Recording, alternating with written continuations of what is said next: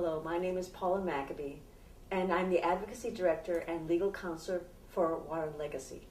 WaterLegacy is a nonprofit organization formed to protect Minnesota's precious freshwater resources and the communities that rely on them. Today we're going to talk about the Polymet copper-nickel sulfide mine. Now, Polymet has proposed Minnesota's first ever copper-nickel sulfide mine. And as we've learned, every time that sulfide mining has been tried in a water-rich environment, like that in northern Minnesota, the result has been pollution of either surface or groundwater with acid mine drainage and or toxic metals. And Polymet has already released its plan, and its plan admits that this pollution would last for hundreds of years, if not forever. Now today we're going to focus in on what's called the Supplemental Draft Environmental Impact Statement, which I'm going to call for short Polymet's plan, because this is a time when citizens have the opportunity to comment on Polymet's plan. Now, what is this SDEIS? Well, it's 2,169 pages. It's put out by the lead agencies. That's federal agencies, the Forest Service, and the Army Corps of Engineers, and the Minnesota State Department of Natural Resources. If you look at it closely, most of the assumptions in that Polymet plan actually come from the Polymet company itself, or from Polymet's consultants, Bar Engineering. So look very closely at what's in that Polymet plan and see if you rely on it. Now, people always ask why they should speak up. If they're concerned about the Polymet mine, why does their voice matter? First, the law requires that in an environmental report, responses are made to public comments. Second, the law also requires that there be alternatives in any plan for a big project like the Polymet mine. So if you point out ways in which Polymet could reduce environmental harm, they have to be considered. Right now, there's an opportunity until March 13th, 2014, for citizens across Minnesota to put their comments in writing. And WaterLegacy has set up a part of our website so you can log in and make your comments, and they'll go directly to the federal and state agencies. But why should you do it? First, because you care about Minnesota's great outdoors. You care about clean water and fish that people can eat without becoming sick, and protecting wild rice, and protecting tribal rights and resources. Second, judges or agency officials, they're people too. And if they're hearing from a lot of Minnesota citizens that there's something wrong with Polymet's plan, and it's important to protect our water, they are much more likely to make the right decisions when they're faced with a Polymet project. In making your comments on the Polymet sulfide mining plan, what comments are most effective? First of all, make sure you include your name and your address. Go ahead and say on your own where you live, what your family's like. Point out the specific things that you think are wrong with the Polymet plan or that you're concerned about. And make sure to include an ask. Maybe the ask is redo the plan because it's not good. Maybe the ask is don't destroy the wetlands, or don't allow the land exchange, or don't even allow the Polymet plan to go forward.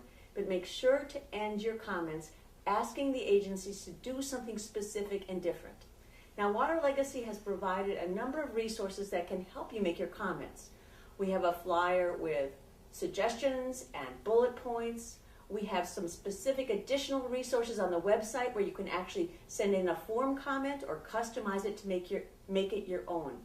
But whether you want to be your own expert and read thousands of pages, or just go from your heart and talk about your own experience, it is important that you contribute your perspective and make your own comment on the Polymet sulfide mine plan and what Minnesota needs to do to protect our fresh waters, our health, and our great outdoors. Now I'm going to talk about some of the specific areas where your comments on the Polymet sulfide mine would be very important. First, the Polymet mine proposes to destroy thousands of acres of wetlands. The Polymet plan says that there will be 913 acres of wetlands that will be destroyed totally, and up to as many as 8,264 acres that could be either directly or indirectly destroyed. So what's wrong with the plan? First, many of these wetlands are irreplaceable. They date back from the Ice Age and have never been touched. Second, Polymet is not proposing to do any compensation at all for the 7,000 plus acres of wetlands that would be quote unquote indirectly harmed. Third, even the wetlands that they say they're going to replace, more than 2/3 of them would be mitigated outside the Lake Superior Basin. So when you make your comments, make sure to highlight the problems with the wetlands destruction and with the Polymet plan to quote unquote mitigate for this loss. And you can say, deny the Polymet plan, but also remember to say when you're talking about wetlands, the Army Corps of Engineers has what they call a Section 404 permit. That is a permit for wetlands destruction. So if you're concerned about wetlands, make sure to say not only that you're concerned about the Polymet plan, but that you want that wetlands destruction Section 404 permit to be denied. Some of the most important problems at the Polymet mine have to do with the mine site itself. The Polymet mine is proposed to be located on the headwaters of the Partridge River and a 100-mile swamp, which is an area of very high biological diversity. And you can see that even Polymet admits that there will be seepage and leakage from the mine pits, from huge waste rock piles, and from sumps, sort of polluted basins that are located right on the mine site. And these sources of pollution, particularly Polymet admits the mine pits, are perpetual sources of contamination for both groundwater and welling up through the wetlands to surface water. So some of the important things to comment upon in a mine site. Polymet claims that the mine site won't cause acid mine drainage. We have experience all over the United States and in fact all over the world. That's just not a reasonable assumption. Second, Polymet says don't worry about fractures in the rock transporting pollutants. But we know that this area is the site of at least 14 faults and many fractures, and pollution can be carried far away into the 100-mile swamp and the Partridge River watershed. Also, Polymet's plan, unlike a lot of other plans, does not take into account the possibility of heavy rains or flooding.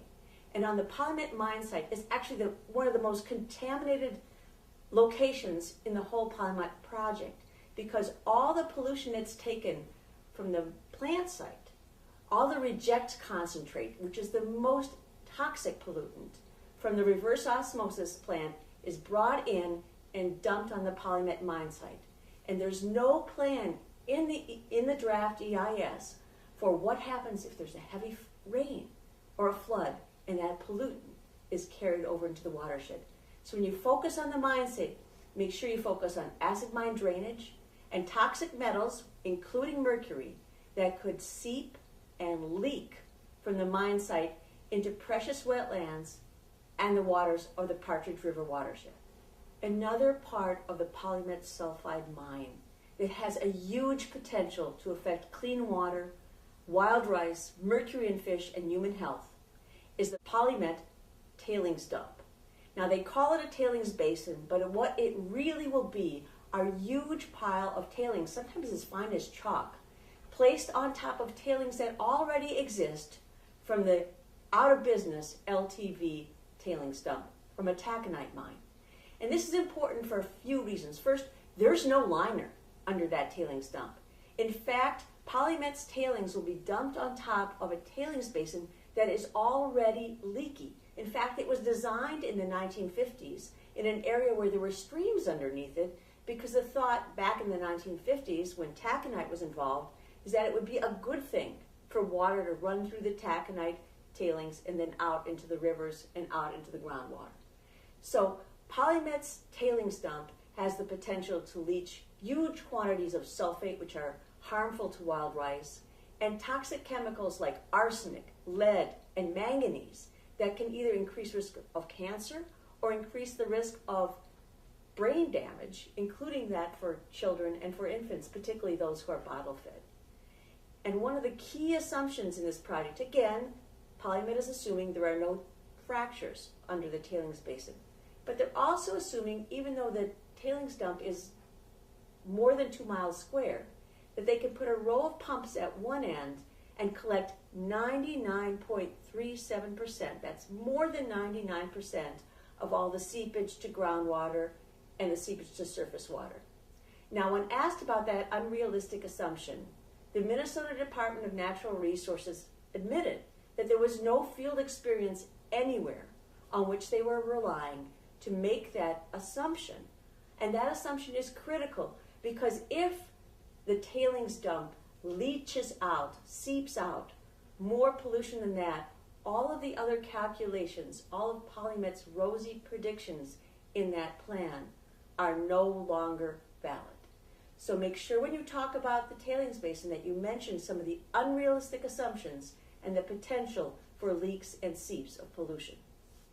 And when you comment about the Polymet sulfide mine, make sure, if you can think of alternatives that you think that Polymet should have looked into, mention them. And here are just a few of them. First, Polymet should have looked into doing an underground mine. And if you take a real close look at their plan, when they quote-unquote look at underground mining, they didn't look at the whole deposit, they didn't look at Polymet's costs. So still undone after all these years is a hard look at whether an underground mine would save thousands of acres of wetlands and reduce the scope of pollution. Second, this is unheard of. Polymet didn't even look at whether putting a liner under its tailings waste or under its permanent Category 1 waste rock pile waste could protect the environment. So 2 things to ask for. Make sure that the EIS, that plan, is redone so it looks at putting a liner under the tailings dump. And make sure it also looks at putting a liner under the Category 1 waste rock pile, which is 526 acres and 200 feet tall. Now, another alternative that was suggested by the tribes, which makes a lot of sense if you want to reclaim wetlands, is putting that waste rock pile back into one of the pits when the mining is done instead of leaving it there forever. Again, the Polymet plan does not even analyze the alternative of putting that permanent waste rock back in the pit. That's another alternative. And finally, talking with some hydrologists, WaterLegacy came up with an idea, which is instead of building the reverse osmosis treatment plant at the mine site at year 40 or more, only after all the mining is done and the pit fills up with water, build that reverse osmosis in year 1. And then what you can do is take all the water that is gathered off the mine site, treat it in order to meet water quality standards, and release it into the Partridge River headwaters and the Partridge River area wetlands so that there would be less indirect destruction. So when you put your comments together on the Polymet sulfide mine, make sure to highlight some of the alternatives that would reduce the harm of the Polymet mine and the Polymet mine wastes. Another important issue for the Polymet mine is Polymet is proposing to locate its sulfide mine on public land in the Superior National Forest. And by law, they can't put an open pit mine on that land unless they do a land exchange. Now, initially they said this was in the best interest of the public because the new land would not be split between the surface rights and the mineral rights. But if you look at the Polymet plan, that's not true. Almost all the quote-unquote new land that would become part of federal lands has split mineral rights and has no protection preventing that land as well from becoming a sulfide mine. So when you talk about the Polymet land exchange, make sure to point out that this land exchange is a benefit for Polymet, but it is not a benefit for the public interest, and it doesn't protect the new lands from a year now, a decade from now, being split open and used for another open pit mine. Second, when you talk about the land exchange, and you can say in your comments very clearly, in addition to rejecting the Polymet mine or redoing the EIS, make sure you say, if you believe this, to deny the land exchange, because that is one of the decisions that is happening now. Will the Forest Service support or oppose the land exchange? When you talk about the land exchange, realize that federal lands, public lands, our forest lands, would have net losses if this land exchange goes forward. We would lose up more than 6,000 acres of high biological diversity lands. We would lose more than 2,000 acres of mature forest, which would be replaced by immature forest. We would lose 1,400 acres of floodplains, and at least 11 threatened, rare, or endangered species would be impacted by the land exchange. So from the public interest perspective, this land exchange is not a good deal. Finally, you might have heard of the lynx or the moose. The lynx is a federally endangered species, and there are 200 or less of them in Minnesota. The mine site is not only lynx habitat that would be destroyed, but they found tracks of lynx right on the site and individuals, lynx, who live in the area 18 miles surrounding it. So the Polymet mine site would directly impact lynx, directly impact their habitat, and affect corridors that allow lynx to migrate from one area to the other, which is necessary to keep the species alive. Also, since the Polymet project was started, the Minnesota Department of Natural Resources have realized that moose are really in danger.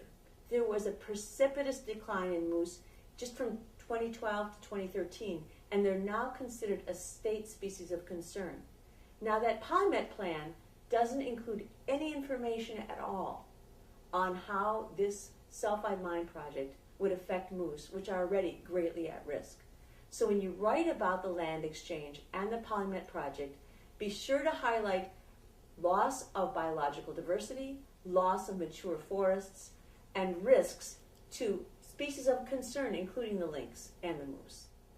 One of the most important issues in the Polymet sulfide mine project debate is what would this project do to human health? And one of the big concerns for Polymet sulfide mining is mercury. You may not realize that, but children in northeastern Minnesota are already at a very high risk due to mercury contamination of fish.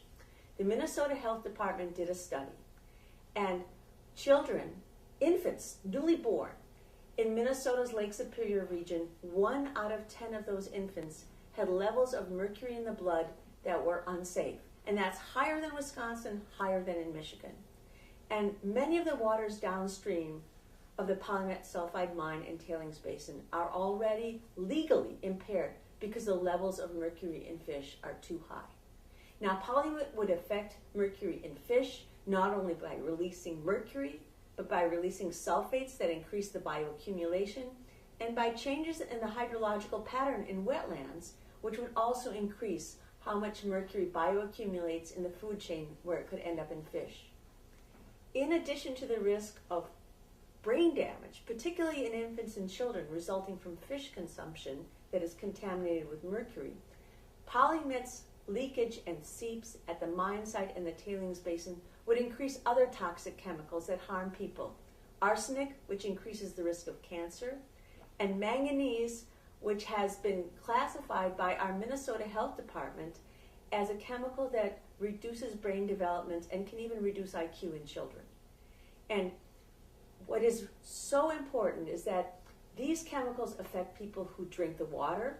Hoyt Lake's drinking water is going to be contaminated by the Polymet mine site. It will affect people who eat the wild rice because chemicals like arsenic are taken up by wild rice, and it will affect people who eat the fish. And so there are two things that are really important to ask for when you make your comments on health in the Polymet EIS. First, ask that there be a health risk assessment, that there be an assessment which talks about what do these chemicals do to human beings and which looks closely at the gaps.